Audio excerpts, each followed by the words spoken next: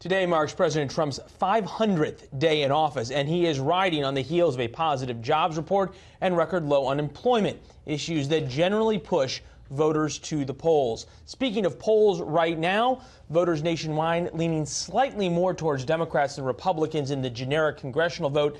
As you can see, though, it has tightened significantly since the beginning of the year. 5 states have primaries on Tuesday. Joining us now from 2 of those states, California radio host Leslie Marshall, Iowa radio host Steve Deace. Nice to see both of you. Right now, you've got the economic arguments coming out of the White House. You've got the foreign policy arguments coming out of the White House. And then you have the president and his attorneys going on offense against the Mueller investigation. Take a listen to Rudy Giuliani earlier today. This is the reason you don't let the president testify. If, you know, our recollection keeps changing, or we're not even asked a question, and somebody makes an assumption.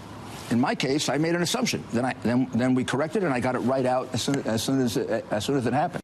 Steve, we have seen the White House and its outside counsel really turn up the heat on the Mueller investigation. Does that galvanize Republicans that you talk to, or does it split them a little bit?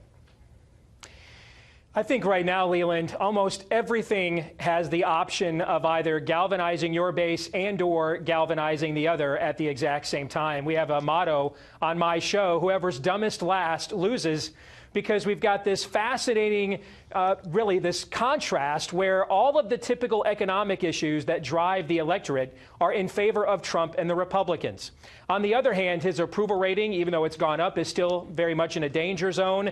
The energy level, as we've seen in special elections across the country, is still very much in favor of Democrats, and those usually portend the outcome of midterm elections as well. I don't know that we've ever seen anything like this, because typically the reason why the other side is energized is because your policies are not popular. In this case, Trump's policies are far more popular than he is, and it'll be fascinating to see how the voters sort this out come November. Yeah, and I'm sure Twitter will sort out which one of the 3 of us was dumbest last. We'll tune into Twitter for that. Leslie, we'll get you to respond to Steve in the sense that Democrats now are having to change their playbook. It's less about attacking the president's policies, even Democrats who come on this show, and much more about attacking him and going after him on Russia.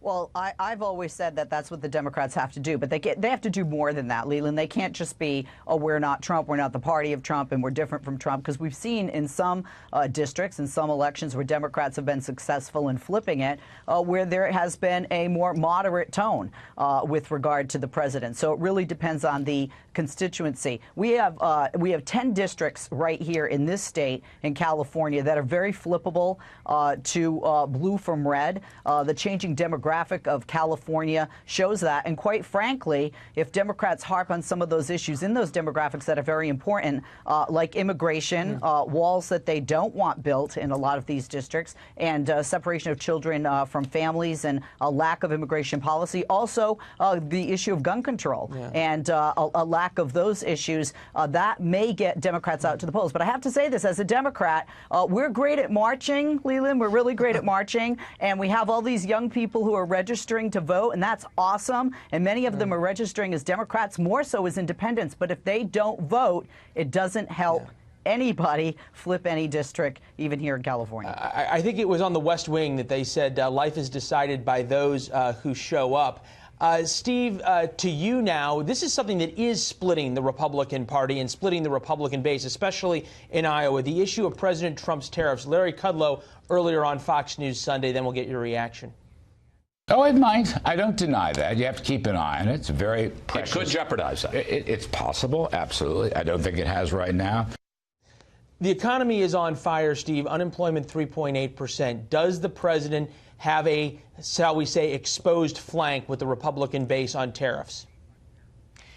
I think he definitely does. I think he's got an exposed flank with really everyday Americans, because when you get into tariffs over here and subsidies over there, you start pitting groups against one another. And really, the Democrats are far better at that than the Republicans are. Let me give you an example. I'm sitting in a local grocery store here recently, Leland, going through the express lane, and the woman ahead of me wants to know why her carton of eggs are about $3 when they were much cheaper just a few months ago. And we know the answer. It's a trade war is the threat of tariffs, etc.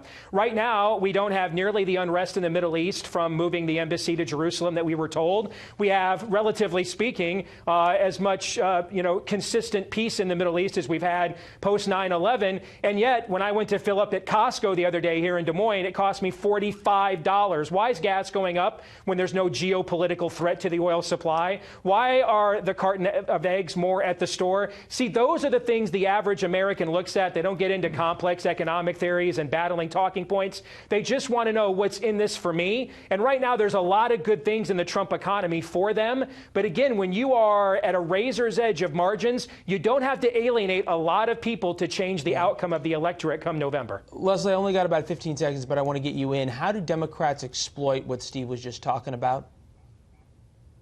Well, I actually agree with Steve on this one, because it's not just the economy, stupid. It's the perception of a person's economic situation. That is the reality. And that if they're going to the pumps and the prices are higher, if the wage growth is not there, which we have not seen. We saw during the Obama years, unemployment dropped over and over, and Democrats certainly lost seats in elections. So it's really the feeling, the perception economically of the American people when they go to vote. Yeah, perhaps, as Steve points out, how they feel both at the pump and at the grocery store outweigh how they feel when they watch cable television. Leslie, Steve, nice to see both of you. Thanks so much.